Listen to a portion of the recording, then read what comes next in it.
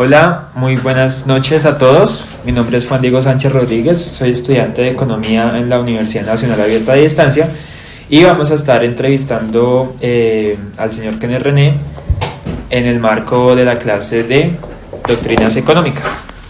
Entonces, ¿podría por favor decirnos su nombre, a qué se dedica? Hola Juan Diego, ¿cómo estás? Mi nombre es Kenneth Sánchez y actualmente me dedico o ejerzo la profesión de ingeniero de sistemas. Listo, muchas gracias. Entonces, la idea de esta entrevista es que podamos ahondar acerca de algunos conceptos económicos. Entonces, primero quisiera como hacer una etapa de presaberes y preguntarle a usted qué piensa de estos tres conceptos. ¿Qué es? Primero, ¿qué es la economía para usted? Segundo, para usted, ¿qué es la economía neoliberal? Y tercero, ¿qué piensa que es la economía sostenible?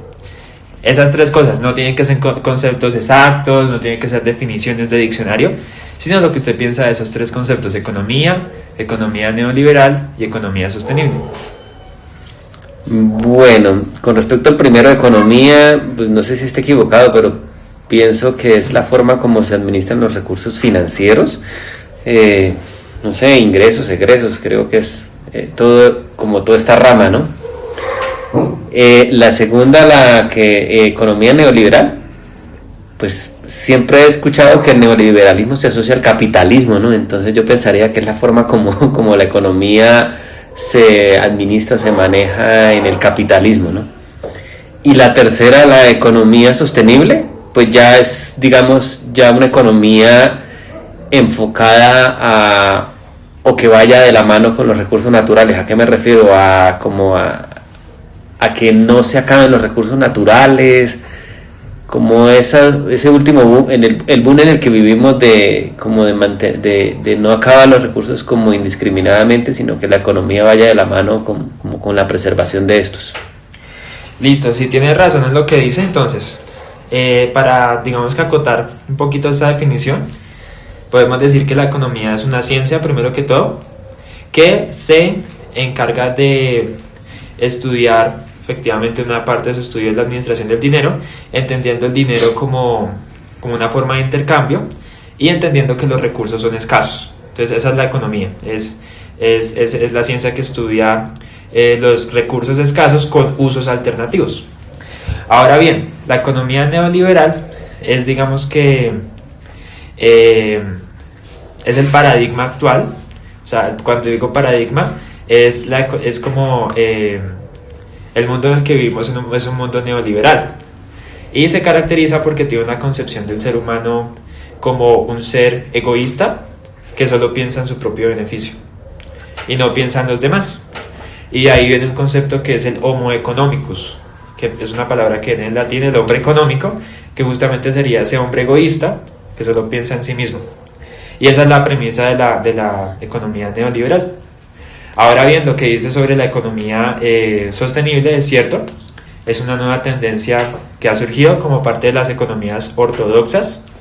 Entonces, el neoliberalismo es ortodoxo, y la economía sostenible hace parte de las economías heterodoxas, que contradicen la tesis del neoliberalismo, que dice que el hombre es un ser egoísta.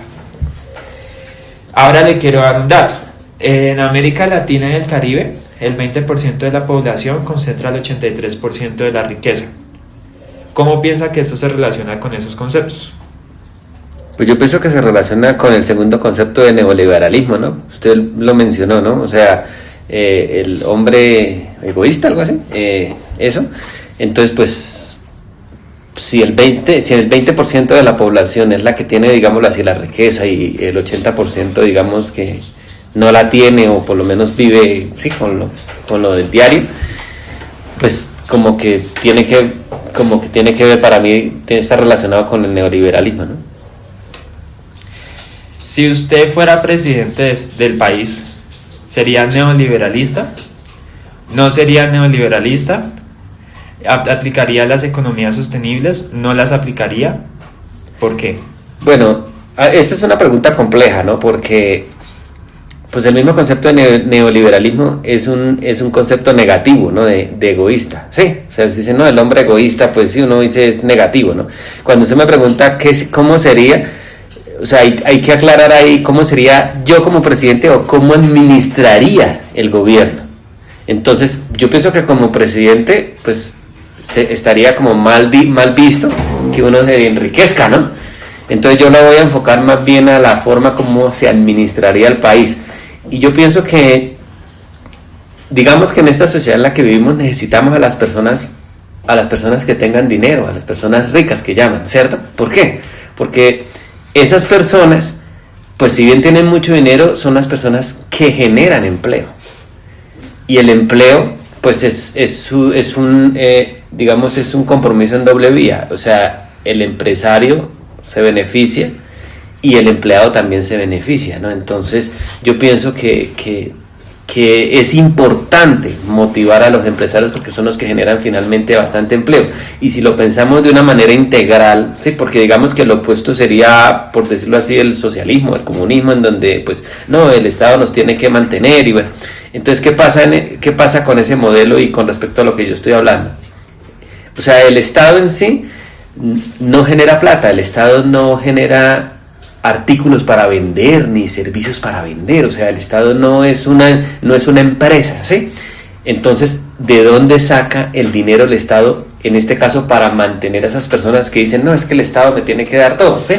O inclusive actualmente para, digamos, contribuir en la salud, bueno, todas estas cosas, ¿sí? ¿De dónde saca el dinero el Estado si el Estado no genera ningún producto, ningún servicio para vender a la gente?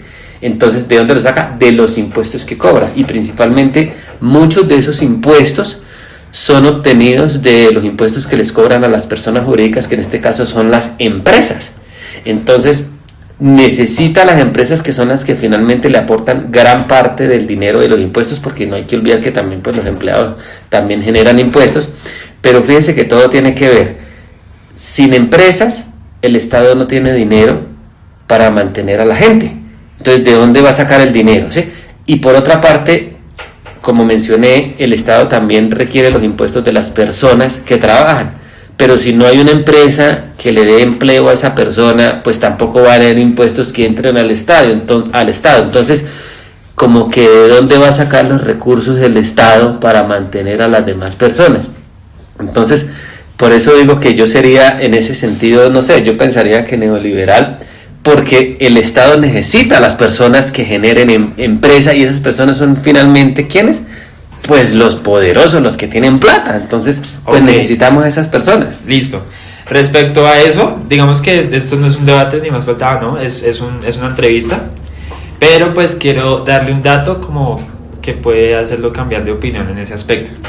Y es que millones de personas en Colombia viven en el trabajo informal. Digamos que es un porcentaje alto.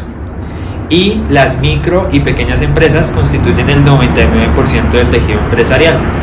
Además que el 99% de las empresas formalizadas son micro y pequeñas empresas, mientras que el 85% de los trabajadores están en la informalidad, desarrollando micronegocios, unidades productivas de subsistencia.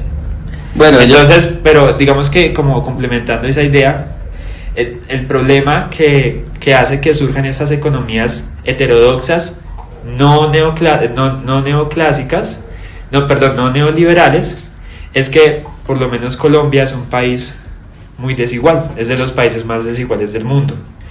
Y la mayoría de las personas no trabajan en las empresas de ese 1%. Trabajan en su microempresa, en su emprendimiento, en su labor informal. De ahí viene la necesidad de estas economías. La segunda razón es que hay un deterioro notable del medio ambiente. Se han hecho estudios y digamos que el planeta, si continúa, digamos que con esta tendencia de deterioro del ambiente, de destrucción de la diversidad,